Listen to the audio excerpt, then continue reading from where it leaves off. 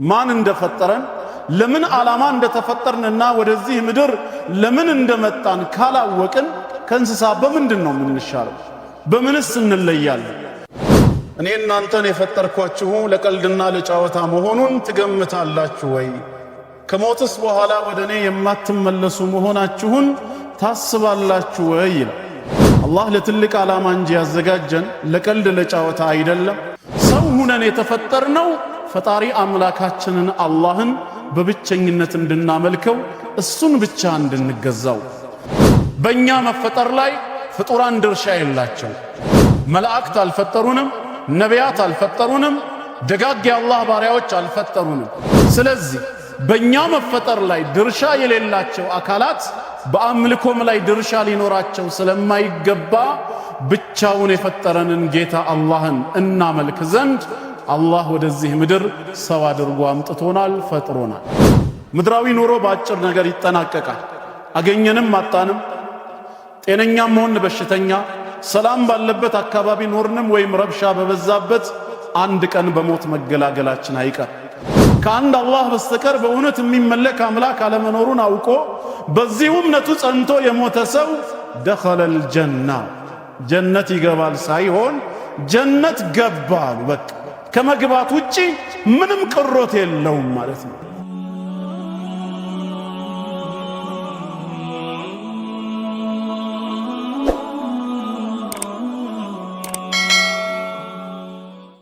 ዛሬ አላህ ፍቃዱ ከሆነ እንግዲህ አጠር ያለ መልእክት ለሁላችሁም ለማስተላለፍ እፈልጋለሁ። ይህ መልእክቴ በምን ዙሪያ ነው? ለምንድን ነው የተፈጠርነው?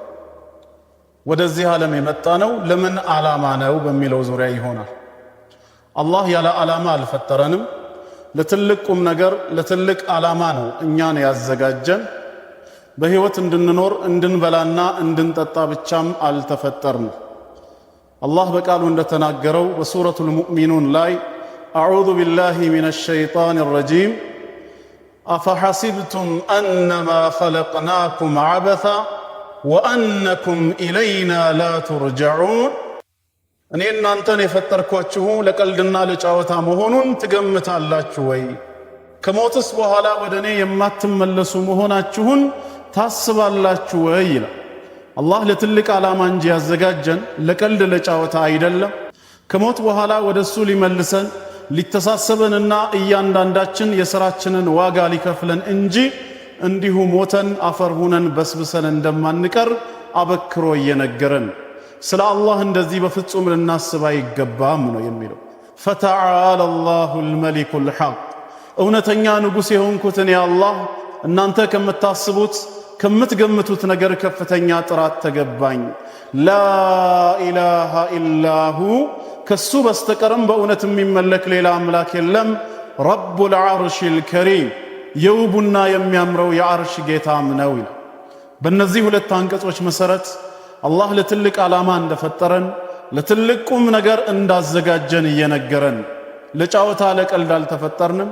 ሕይወት ማለትም በዚህ ምድር ላይ ብቻ በልተን ጠጥተን የምንኖረው መጨረሻ ላይ ሞተን የምንገላገለው እንዳልሆነ እየነገረን፣ በሌላም ስፍራ እንደዚሁ በሱረቱል ቂያማ 76ኛው ሱራ ላይ ከአንቀጽ 36 ጀምሮ ሲናገር አላህ አየሕሰቡል ኢንሳኑ አን ዩትረከ ሱዳ፣ የሰው ልጅ ዝም ብሎ በልቅ መተውን ያስባል እንዴ ይላል።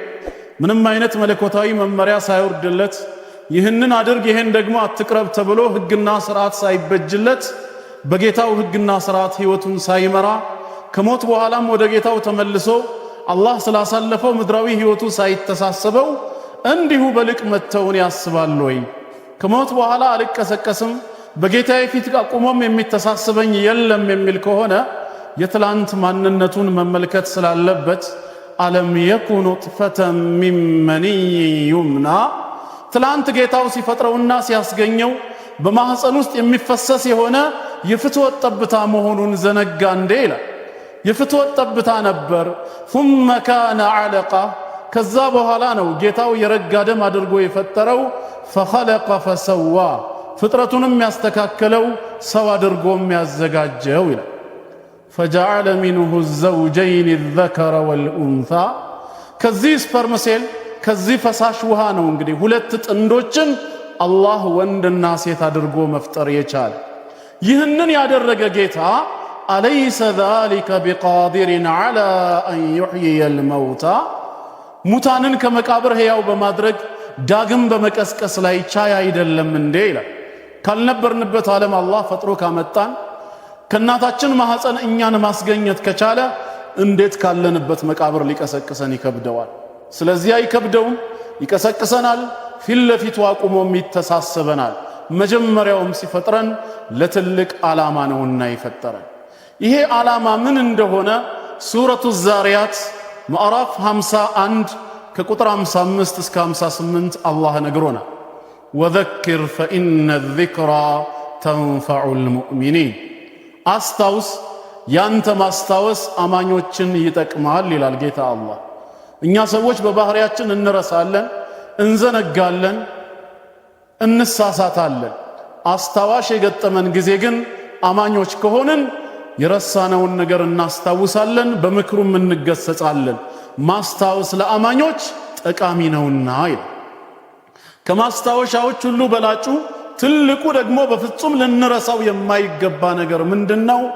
ወማ ኸለቅቱል ጂነ ወልኢንሰ ኢላ ሊያዕቡዱን፣ እኔ ይላል ጌታ አላህ ሰዎችንም ሆነ አጋንንትን ጂኖችን ሊያመልኩኝና ሊገዙኝ እንጂ ለሌላ ዓላማ አልፈጠርኳቸውም ማለት። አላህ የሰው ዘርን ብቻ ሳይሆን ጂኖችን በጠቅላላ አጋንንትንም ጭምር ሲፈጥራቸው እሱን በብቸኝነት እንዲያመልኩ፣ እሱን በብቸኝነት እንዲገዙ ነው የፈጠረው። በሱ ሕግና ሥርዓት ሕይወታቸውን እየመሩ ጌታቸው አድርጉ ያላቸውን ነገር እያደረጉ አላህ የከለከላቸውን ነገር እየተከለከሉ አላህን ያመልኩ ዘንዳ ተፈጥረዋል ማለት ነው። ከእንስሳ የምንለየውም ትልቁ ሚስጥር ይሄው ማን እንደፈጠረን ለምን ዓላማ እንደተፈጠርንና ወደዚህ ምድር ለምን እንደመጣን ካላወቅን ከእንስሳ በምንድን ነው የምንሻለው? በምንስ እንለያለን? በሕይወት መኖር ከሆነ እንስሳዎችም በሕይወት እየኖሩ ነው፣ እንደኛው እየተነፈሱ ነው። መብላት መጠጣትም ከሆነ እንስሳዎች ይበላሉ፣ ይጠጣሉ። በምንድን ነው ከነሱ የተለየ ነው? ጠዋትኛ ለሥራ እንወጣለን፣ በተለያየ አይነት የሥራ መስክ ላይ እንሰማራለንም ከሆነ እንስሳዎችም ያንኑ ሥራ ይሰራሉ። ጓሮ ገብተው የእርሻ አገልግሎት የሚሰጡ በሬና መሰሎቹ በእርሻ ሥራ ላይ ይሰማራሉ። ገበያ በመውጣት የጭነት አገልግሎት የሚሰጡት እንደ አህያ፣ በቅሎ የመሳሰሉት የጭነት አገልግሎትን ይሰጣሉ። መንገድ ላይ ደግሞ የትራንስፖርት አገልግሎት በመስጠት ዕቃንና ሰውን በመጫን ከቦታ ወደ ቦታ የሚያደርሱ እንደ ፈረስ፣ ግመልና የመሳሰሉት የትራንስፖርት አገልግሎት ይሰጣል። ቤትንና አካባቢን እንደዚሁ ከሌባና ከሌሎች ደግሞ በመጠበቅ የጥበቃ ሥራ ላይ በመሰማራት ውሻና መሰሎቹ ሰፈራቸውን ይጠብቃሉ ማለት ነው። እነሱም ሥራ እየሰሩ ነው ማለት ነው። ማታ ሲደክመን እንደምናርፈው እንደምንተኛው እነሱም ያርፋሉ፣ ይተኛሉ። ከተቃራኒ ጾታ ጋር ትዳር በመመስረት ስጋዊ ፍላጎታችንን እንደምንወጣው ራሳችንን እንደምናረካው እንስሶችም ከተቃራኒ ጾታ ጋር ያንኑ ተግባር ይፈጽማሉ። አንድ ቀን አጀላችን ደርሶ የሞት ጊዜያችን ቀርቦ ይህንን ዓለም በሞት እንደምንሰናበተው እንስሶችም ይሞታሉ። ታዲያ በምንድን ነው ከእንስሳ የተለየ ነው ከተባለ ዋናውና ትልቁ የተለየ ነው የተፈጠርንበት ዓላማ። ወደዚህ ዓለም የመጣ ነው ሰው ሁነን የተፈጠርነው ፈጣሪ አምላካችንን አላህን በብቸኝነት እንድናመልከው፣ እሱን ብቻ እንድንገዛው። ሲፈጥረን ብቻውን እንደፈጠረን ሕያው ካደረገንም በኋላ እስካሁን ድረስ ሲሳይን በመለገስ ከላይ ዝናብን እያወረደ ከታች ከምድር የተለያዩ አይነት እጽዋትን እያበቀለ የእንስሳት ተዋጽኦንም እየሰጠ በመመገብ በማብላትና በማጠጣት አላህ እንዳሳደገን ሁላ ብቻውን እንደሚሰራው ስናመልከውም ብቻውን እንድናመልከው ይፈልጋል። በእኛ መፈጠር ላይ ፍጡራን ድርሻ የላቸው። መላእክት አልፈጠሩንም፣ ነቢያት አልፈጠሩንም፣ ደጋግ የአላህ ባሪያዎች አልፈጠሩንም። ስለዚህ በእኛ መፈጠር ላይ ድርሻ የሌላቸው አካላት በአምልኮም ላይ ድርሻ ሊኖራቸው ስለማይገባ ብቻውን የፈጠረንን ጌታ አላህን እናመልክ ዘንድ አላህ ወደዚህ ምድር ሰው አድርጎ አምጥቶናል፣ ፈጥሮናል።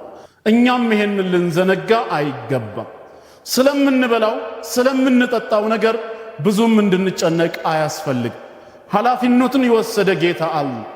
ቀጥሎም ምን አለ? ማ ኡሪዱ ሚንሁም ሚን ሪዝቅ፣ እኔ ከናንተ ሲሳይን አልፈልግም። ወማ ኡሪዱ አን ዩጥዒሙን፣ ትመግቡኝም ዘንዳ አልሻም አለ አላህ። የሲሳዩን ጉዳይ ኃላፊነቱን እኔው ስለወሰድኩኝ ከናንተ አልፈልግም። ኢነላሃ ሁወ ረዛቁ ዙል ቁወቲል መቲን፣ አላህ ራሱ ሲሳይን ሰጪ የብርቱ ኃይል ባለቤት ነውና የሲሳዩን ጉዳይ አላህ ይሰጣችኋል፣ እናንተ ግን የተፈጠራችሁት አላህን ልትገዙ ነው እያለ ሱረቱ ሁድ 11ኛው ሱራ አንቀጽ 6 ላይ ወማ ሚን ዳበትን ፊል አርድ ኢላ ዐለላሂ ሪዝቁሃ፣ በምድር ላይ አንዲትም ተንቀሳቃሽ የለችም ሲሳይዋ በአላህ ላይ ተመድቦ አላህ ኃላፊነቱን ወስዶ የሚመግባት ቢሆን እንጂ ነው። አላህ ከወሰደው ኃላፊነት ምንም ያጎደለብን ነገር የለም። የተትረፈረፈ ሲሳይን እየሰጠ እያበላ እያጠጣን ነው ያለው። ስለዚህም የኛ ኃላፊነት አላህን እንዴት ማምለክ እንዳለብን እንዴት መገዛት እንዳለብን ልናስብና ልንጨነቅ እንጂ ስለምንበላው ስለምንጠጣው ብዙም እንድንጨነቅ አልታዘዝንም። ኃላፊነቱን የወሰደ ጌታ አላህ ስላለ ማለት ነው። ወንድሞች እህቶች፣ አሁንም ደጋግሜ ነፍሴንም እናንተንም የማስታውሰው የተፈጠርነው ለአምልኮ ነውና አምልኮን በአግባቡ ከመፈጸም ምንም አይነት ጉዳይ ቢዚ ሊያደርገን አይገባም። ኑሮ የአኼራ ኑሮ፣ ምድራዊ ኑሮ በአጭር ነገር ይጠናቀቃል። አገኘንም አጣንም፣ ጤነኛም ሆን በሽተኛ፣ ሰላም ባለበት አካባቢ ኖርንም ወይም ረብሻ በበዛበት አንድ ቀን በሞት መገላገላችን አይቀር። የትንሣኤውን ዓለም ግን ከሙታን ዓለም ተቀስቅሰን በጌታችን በአላህ ፊት ቁመን ስላሳለፍነው ምድራዊ ሕይወት አላህ ሲተሳሰበን ግን መልሳችን ምንድነው የሚሆነው?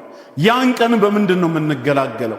ስለዚህም ዛሬ ወደዚህ ዓለም የመጣበትን የተፈጠረበትን ዓላማ አውቆ ጌታውን አላህን ያመለከ ሰው በትንሣኤው ዓለም ዘላለም በተድላ በጀነት ይኖራል ማለት ነው። አላህን ያላመለከ አላህን ከማምለክ የኮራ በአላህ ላይ ክዶ የሞተ ሰው ከሆነ ግን ዘላለም ጀሃነም እሳት ነውና የሚዘወትረው። ለነፍስያችን ልናስብላት ይገባል። አላህ ብቻውን እንደፈጠረን ብቻውን እንድናመልከው ይፈልጋልና ማለት ነው። በሌላም ስፍራ ላይ ለረሱል ሰለላሁ ዐለይሂ ወሰለም ለነቢዩ ሙሐመድ ዐለይሂ ሰላቱ ወሰላም ምንድን ነበር ያላቸው? ወእሙር አህለከ ቢሰላቲ ወስጠቢር ዐለይሃ፣ ቤተሰቦችህን በሰላት እዘዛቸው፣ አላህን በማምለክ እንዳይቦዝኑ መመሪያን ስጣቸው፣ በሷም ላይ እስከ ዕለተ ሞትህ ጽና። ላ ነስአሉከ ሪዝቃ፣ ሲሳይን ጉዳይ በተመለከተ ስለ ቤተሰብህ ራስህንም ቤተሰብህን እንድትችል እኔ አልጠይቅህም። ነሕኑ ነርዙቁክ፣ እኔው ራሴ ሲሳዩን እሰጥሃለሁ። ወልዓቂበቱ ሊተቅዋ፣ ምስጉኒቷ መጨረሻ አላህን ለሚፈሩ ጥንቁቆች ናት በማለት የትንሣኤው ዓለም ዕድለኞች ዛሬ በምድር ላይ የተፈጠሩበትን ዓላማ አውቀው አላህን በብቸኝነት አምልከው የሞቱ ሰዎች ብቻ እንደሆነ ገለጸ ማለት። እኛም አላህን በመገዛት ላይ ልንቦዝን አይገባንም ማለት። በሱረቱ ኒሳ ምዕራፍ 4 ቁጥር 36 ላይ እንደዚሁ ወዕቡዱላህ፣ አላህን ተገዙ እርሱን ብቻ አምልኩ፣ ወላ ቱሽሪኩ ቢሂ ሸይአ፣ በሱ አምልኮ ላይ አንዳችንም አካል እንዳታጋሩ ይላል። አላህ ማጋራትን አይወድ። ብቻውን እንዲመለክ ብቻውን እንድንገዛው ነው የሚፈልገው። ሲፈጥረን ብቻውን ነው አይፈጠረን።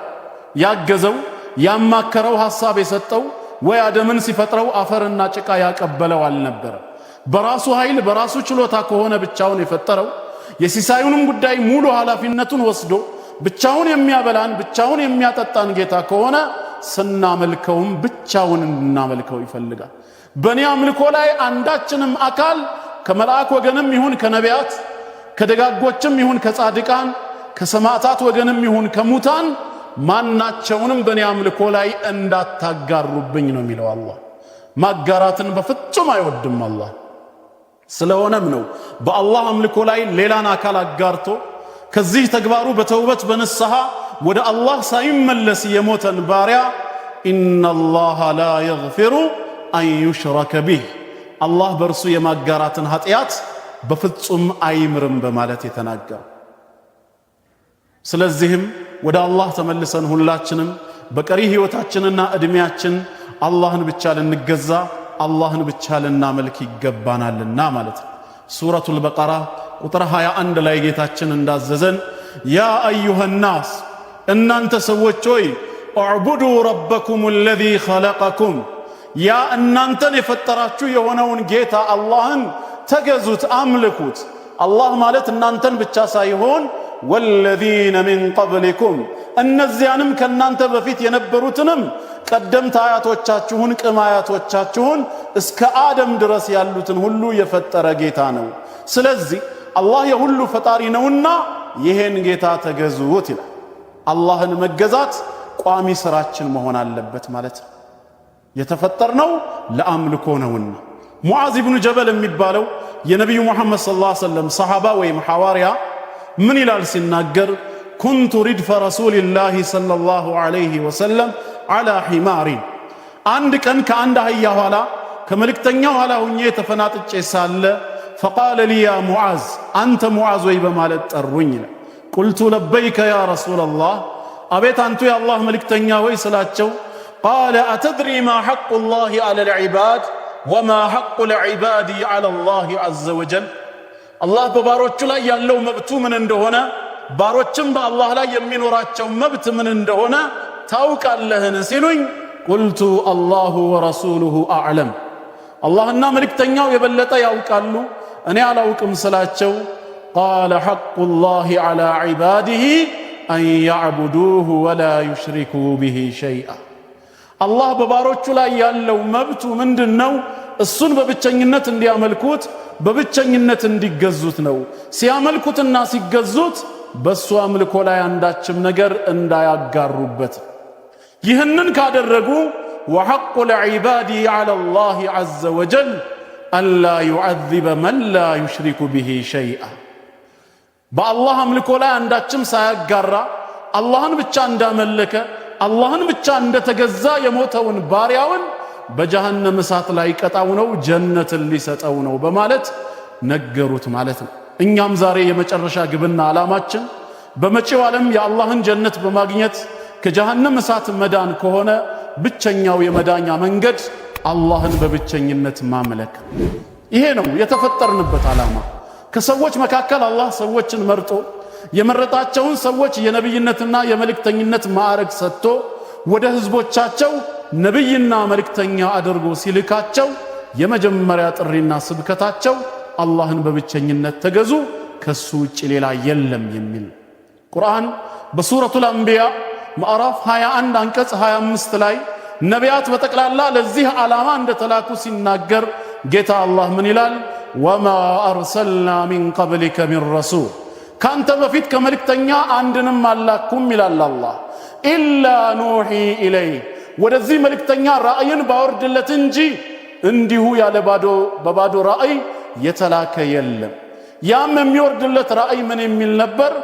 أنه لا إله إلا أنا فاعبدون إنه كأني بستكر بأونة من ملك أملاك إلا منا أنين ببتشنينت تجزاين بمالت رأي باوردلت إنجي إيه رأي سايوردلت وحي سايمت علت نبينا ملك تنياهون ويتلاك عندم يلم يتلاكوت النبيات بتقل الله سيستمروا ينبروا الله ببتشنينت من ملك اندالبتنو مالت سورة النحل مأراف 16 أنكس 36 ملاي بدقامي ولقد بعثنا في كل أمة رسولا برقتم بيهزبه الله ملك تنيوچين لكاتشو الله إلى القيتا الله سلكاتشوم أن اعبدوا الله اللهم ببتشنين التقزو واجتنبوا الطاغوت طاغوتاتن كمجزات راكو بمالت يستمروا زندان طاغوت مالت كل ما عبد من دون الله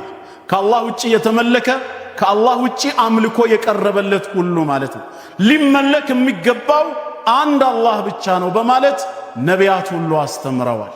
የነቢያት ጥሪያቸው ይሄ ነበር። ኑህ አለይሂ ሰላም የመጀመሪያው ረሱል የመጀመሪያው የአላህ መልእክተኛ በምድር ላይ የተላከው ወደ ህዝቦቹ ሲላክ قال يا قوم اعبدوا الله ما لكم من إله غيره ህዝቦቼ ሆይ አላህን በብቸኝነት ተገዙ እርሱም ብቻ አምልኩ ለናንተ ከአላህ ሌላ የሚመለክ አምላክ የላችሁም ነው ያላቸው። ሌሎች ነቢያትም ይሄንኑ ትምህርት ነው ያስተማሩት።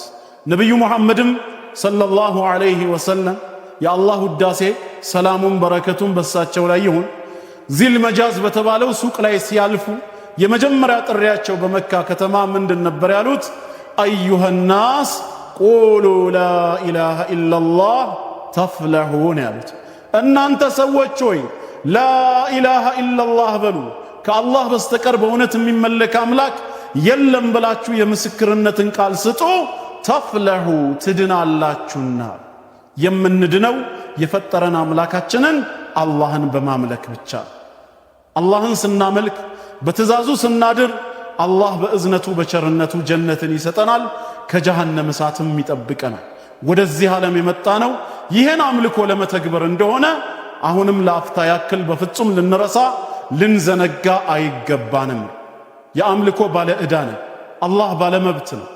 አላህን በብቸኝነት በማምለክ ይህንን ግዳጃችንን መወጣት ዕዳችንን መክፈል ከእያንዳንዳችን ይጠበቅብናል ማለት።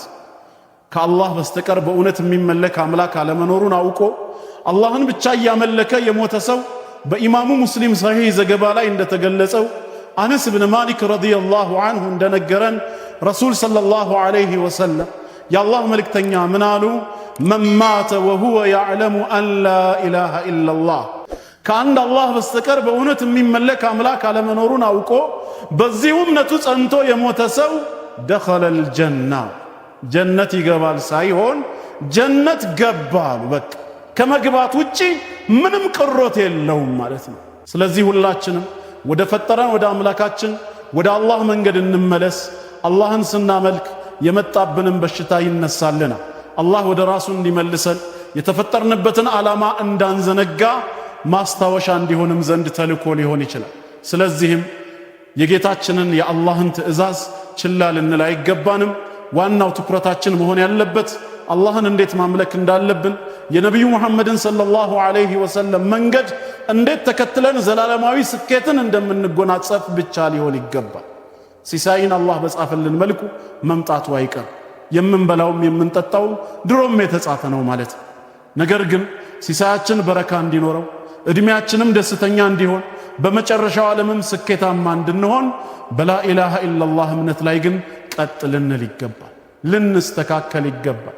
ከጀሃነም እሳት የሚያድነን ብቸኛው መንገድ ይሄው የላ ኢላሃ ኢላላህ መንገድ ነውና ማለት ነው። አላህ ለዒባዳ ለአምልኮ ስለፈጠረን ማለት ነው። አላህን ማምለክ ቀዳሚ ስራችን መሆኑን ለአፍታ ያክል መዘንጋት የለብንም። በነቢዩ ሙሐመድ ሰለላሁ ዐለይሂ ወሰለም ነቢይነት አምነን እሳቸው ባስተማሩን መንገድ አላህን ልናመልከው ይገባልና ማለት ነው። ሁሉም ነቢያቶች ይሄን ትምህርት አስተምረዋል ማለት ነው። አን ዕቡዱላህ ወጅተኒቡ ጣጉት፣ አላህን በብቸኝነት ተገዙ፣ አላህን በብቸኝነት አምልኩ።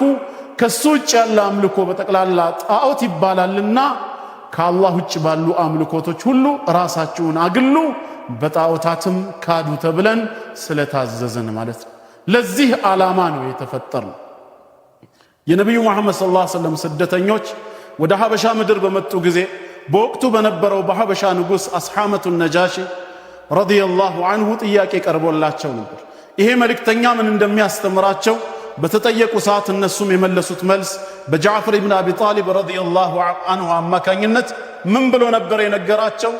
ያእሙሩና ቢዒባደቲላሂ ዐዘ ወጀል፣ አንድ አላህን ብቻ በማምለክ ያዘናል።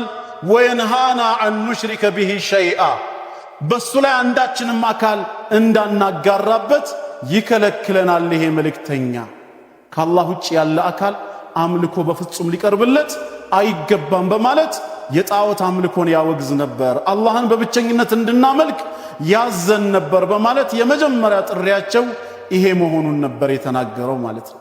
ስለዚህ እኛም የነቢዩ ሙሐመድ ሰለላሁ ዐለይሂ ወሰለም ተከታዮች ነን የምንል ከሆነ በህይወት ዘመናችን ለአላህ ብቻ እየሰገድን አላህን ብቻ በችግር ሰዓት በሩቁ እየተማጸንን ችግሩ በተወገደልን ሰዓት አላህን ብቻ እያመሰገንን በአላህ ላይ ልባችንን ድጋፍ አድርገን አላህ ላይ ብቻ እየተመካን አምልኮን በአግባቡ ልንፈጽም ይገባናል ማለት ነው። አጠር አድርጌ ላስተላልፍ የፈለግኩት በዚሁ ዙሪያ ነውና ማለት ነው። ከዚህ ዒባዳ ውጪ ሌላ ዓላማ የለም። ሌሎች ነገሮች በአላህ ሊሳኩ የሚችሉ ናቸው፣ ወቅታቸውን ጠብቀው የሚመጡ ናቸው። የነገው የትንሣኤው ቀን ሕይወት ግን አላህን በማምለክ ብቻ ነው ሊያበራ የሚገባው ማለት ነው። ለዚህም ነው አላህ ሱረቱ አሊ ዕምራን ምዕራፍ 3 ላይ ኩሉ ነፍሲን ዛኢቀቱል መውት፣ እያንዳንዲቷ ነፍስ ሞትን ቀማሽ ነች።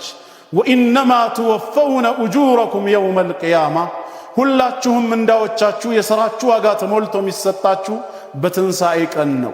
ፈመን ዙሕዚሐ ዐኒ ናሪ ወኡድኺለል ጀና፣ የዛኔ ከጀሃነም እሳት እንዲርቅና በአላህ ቸርነት ጀነት እንዲገባ የተደረገ ሰው ፈቀድ ፋዝ፣ በርግጥም እድለኛ ሆነ። ወመል ሐያቱ ዱንያ ኢላ መታዑል ጉሩር፣ ይህች ምድራዊ ሕይወት ጊዜያዊ መጠቃቀሚያና መሸናገያ እንጂ ሌላ አይደለችም። ያገኘም ያጣል፣ ያጣም ያገኛል። ሁሉም ደግሞ ወደ መቃብር ዓለም ይሄዳል፣ ያከትምለታል ማለት ነው። የትንሣኤው ዓለም ግን ጥሩ የሆነ ሕይወት በጀነት የሚኖረው ዛሬ አላህን በብቸኝነት በማምለክ እርሱን ብቻ በመገዛት ነው። ስለዚህ ይሄን መልእክቴ የምታዳምጡ በጠቅላላ ወደ ላኢላሃ ኢላላህ ሙሐመዱን ረሱሉላህ፣ ከአንድ አላህ በስተቀር በእውነት የሚመለክ ሌላ አምላክ የለም፣ ነቢዩ ሙሐመድም የእርሱ መልእክተኛ ናቸው ወደሚለው የምስክርነት ቃል እጋብዛችኋለሁ። አላህ በኢስላም ላይ ጸንተው በኢስላም ላይ ሙተው ነገ ጀነትን ከሚገቡ መልካም ባሮቹ ያድርገን። አላህ የመጣብንን በላ ይህንን በሽታ ኮሮናም ይሁን ሌሎችን ከምድራችን ላይ አላህ ያንሳልን። ሀገራችንንም ዓለሙንም አላህ ሰላሙን ያውርድ።